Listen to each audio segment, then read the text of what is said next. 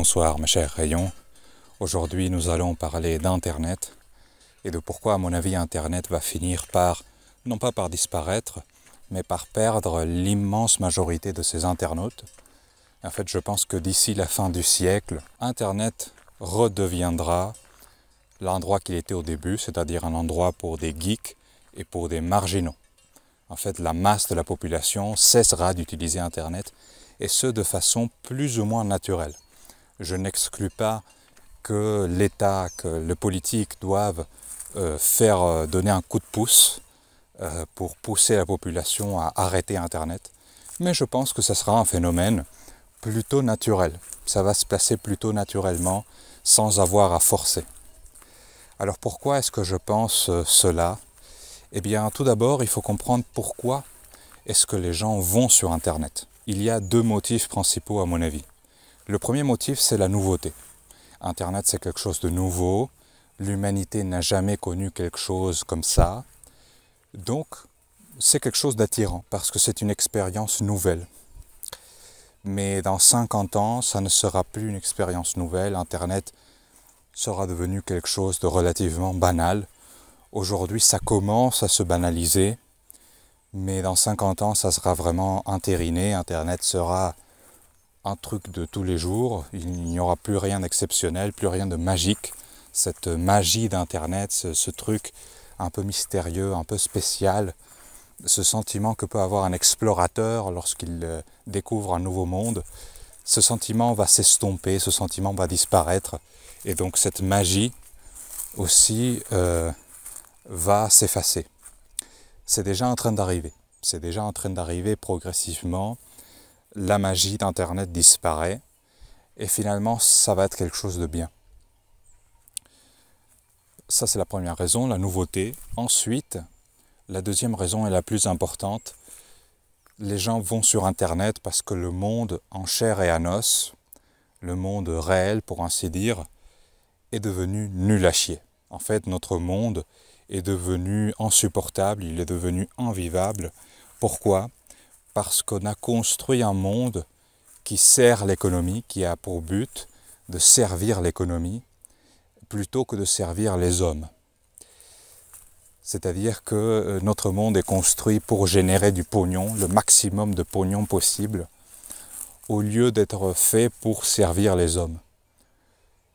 Exemple très clair, aujourd'hui on a construit des routes sur lesquelles les voitures, c'est-à-dire des machines de plus d'une tonne de métal, puissent se déplacer librement. Mais du coup, l'homme, l'être humain, ne peut plus se déplacer librement. On nous réserve un très petit espace, un très petit bout de route pour que nous puissions marcher.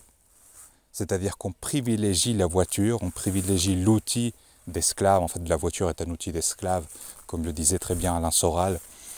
On privilégie ça, qui est un outil d'esclave, et c'est un outil économique, somme toute.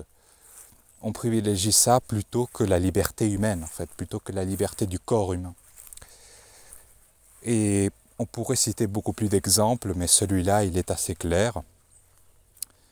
Nous avons fait un monde pour servir l'économie, pour servir Mammon, pour servir l'argent, plutôt que de servir les hommes ou servir Dieu. Donc le monde est naturellement devenu insupportable, parce que lorsqu'on sert Mammon, et lorsqu'on sert plus largement le diable, eh bien on crée un enfer. C'est tout à fait logique, c'est tout à fait cohérent. Lorsqu'on sert le diable, on crée un monde on crée un enfer sur terre. Et c'est pour ça que les gens se tournent vers Internet, parce que sur Internet, on peut construire un monde qui ne soit pas aussi dégueulasse, qui ne soit pas aussi infernal, qui soit un peu plus intéressant. Déjà sur Internet, on peut s'exprimer. Dans la vie réelle, la liberté d'expression n'existe pas. En fait, on insiste sur ça, liberté d'expression, liberté d'expression, liberté. Mais en réalité, ça fait très longtemps qu'elle n'existe pas dans les faits. C'est-à-dire que si tu oses avoir des idées qui sont dissidentes, qui ne sont pas correctes, et avoir ces idées en public, tu risques de perdre ton boulot. On va te virer parce que tu es pro-Trump ou parce que tu votes RN. Tu risques de devenir un paria pour ta famille. ta famille de golems qui votent Macron ne va pas tolérer que tu votes RN. Si tu es anti-vax, anti-covidisme, tu vas te faire marginaliser. Tu n'es même plus considéré comme un citoyen en réalité. Cette cancel culture, comme on dit en anglais, n'existe pas que sur Twitter. En fait, elle existe depuis longtemps et elle existe dans la vie réelle. On ne peut pas dire ce que l'on veut. Et si l'on dit ce que l'on veut, on peut même finir en prison. En fait, on peut même finir en prison par délit d'opinion, surtout lorsqu'on va sur des terrains sensibles, le terrain des juifs, le révisionnisme. Lorsqu'on parle de ces choses, on peut carrément finir en prison. C'est le cas de personnalités comme Vincent Renoir, qui a carrément fait de la prison.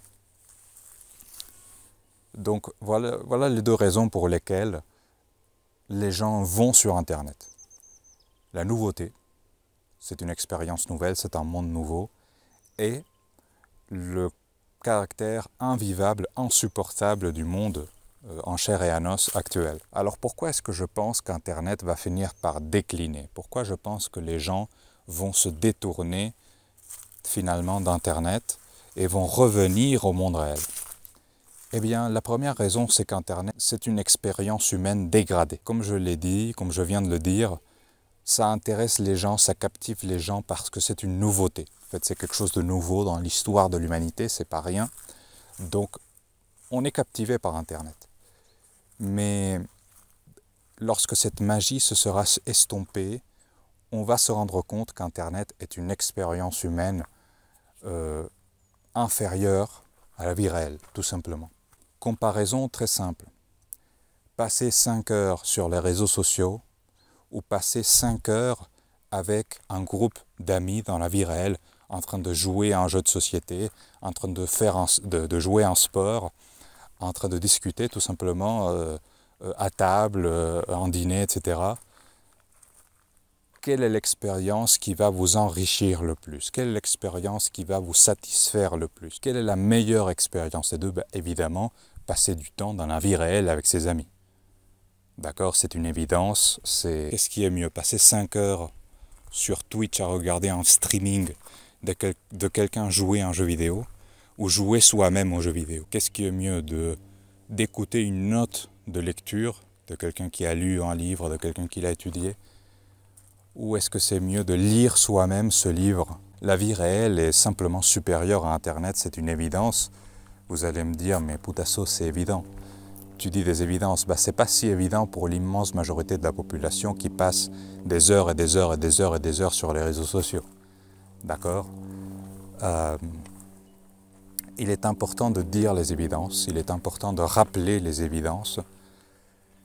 Et celle-ci en est une. Et c'est une raison pour laquelle les gens vont finir par quitter Internet. Ça ne va pas venir tout de suite. Ça va prendre des décennies. Mais je pense que vers la fin du siècle, ça viendra. Ça viendra. Les gens vont se rendre compte. La deuxième raison est qu'Internet lui-même est devenu une sorte de petit enfer. Ou est en train de devenir un petit enfer. Pourquoi? Parce qu'évidemment, ça s'est démocratisé. Rappelez-vous, démocratisation veut toujours dire dégradation, c'est un synonyme. Donc ça s'est démocratisé, ça s'est dégradé et ça s'est massifié. Internet, ça devient progressivement, ou c'est peut-être déjà devenu, un endroit dominé, gouverné par Mammon, c'est-à-dire dominé par l'argent, dominé par Satan. C'est quelque chose que l'on voit.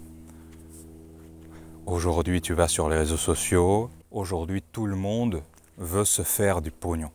Tout le monde est là pour se faire de l'argent, pour se faire du pognon. Tu vas sur YouTube, il n'y a que ça. Il n'y a que ce qu'on appelle en anglais du slop, c'est-à-dire du contenu de merde, quoi. C'est de la merde. Non seulement Internet est dominé par Mammon, mais en plus, aujourd'hui, il y a l'intelligence artificielle qui débarque, qui n'est pas une vraie intelligence artificielle. En fait, c'est trompeur comme nom, mais passons. Cette intelligence artificielle est en train va peu à peu remplacer le contenu créé par des humains. C'est-à-dire que peu à peu, Internet va être remplacé par les intelligences artificielles et c'est déjà en train d'arriver. C'est-à-dire qu'on va consommer du contenu, des vidéos, des images, de la musique, qui va être généré par une machine, qui ne va même plus être créé par un humain. Et ça, c'est déjà en train d'arriver, et c'est déjà en train d'arriver à tel point qu'il y a une théorie qui s'appelle la théorie de l'Internet mort. Une théorie selon laquelle il n'y a plus personne sur Internet. En fait, Internet est devenu vide, et il n'y a plus que des intelligences artificielles et quelques personnes ici et là. Bon, évidemment, je n'y crois pas, mais c'est vrai que c'est en train d'arriver. C'est-à-dire qu'aujourd'hui, il y a beaucoup de commentaires sur YouTube, sur Instagram, sur ce genre de réseaux sociaux.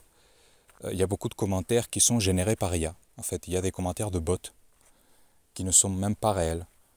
Tu peux aller sur Twitter, te mettre à discuter avec quelqu'un, et en fait, c'est pas une vraie personne, c'est juste un bot. Vous voyez, c'est un truc qui va se multiplier. Internet devient un endroit dominé par l'argent, ça devient un endroit peu à peu inhumain, au sens propre, c'est-à-dire créé par une machine, généré par une machine. Et finalement, ça devient un endroit dominé par les méga corporations, par les monopoles, qui eux-mêmes sont dominés par Mammon, par Satan.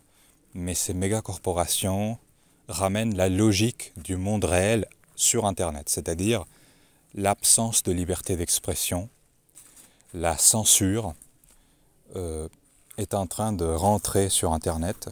Elle est rentrée depuis longtemps. Et cette censure ne se manifeste pas seulement par une suppression de contenu, elle se manifeste aussi dans la dégradation des outils de recherche. En fait, aujourd'hui, si tu essayes de faire une recherche sur Google, tu vas tomber sur du contenu de merde, sur de la merde. Mais surtout, tu ne vas jamais tomber sur du contenu qui soit sensible, en fait. Tu ne vas jamais tomber sur des blogs révisionnistes ou des blogs d'extrême droite ou des choses comme ça. Parce que les moteurs de recherche ne te permettent plus de chercher vraiment quelque chose. Mais l'exemple le plus frappant, c'est celui de YouTube.